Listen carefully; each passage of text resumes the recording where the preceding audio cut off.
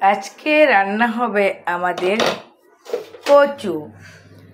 এত চুলকাচ্ছে মানুষ, তাই ভাবলাম একটু কচু রান্না করে খাওয়াই, তাহলে যদি একটুখানি চুলকানি কমে। ঠিক আছে, দেখো কত সুন্দর কচু আমার বৌমা সুন্দর করে কেটে রেখেছে। তা আমাকে বলছে মামনি তুমি রান্না করো। আর আমার বৌমা বিকালে একটুখানি কচু দেবে, অনেকের খুব শখ হয়েছে আমার বৌমার কাছ থেকে একটু কচু খাওয়ার জন্য। তো আমার বৌমাকে বলেছি মা তুই একটু কচু দিস না বাপু। তা বলছে আচ্ছা মামনি কচু দিবানি, তা তুমি আগে আমার একটু কচু রান্না করে দাও। তা কী মাছ দিয়ে রান্না করব? এই দেখো, এই দেখো, চিংড়ি মাছ দিয়ে কচু রান্না হবে। কি যে ভালো লাগবে খেতে, তাই না?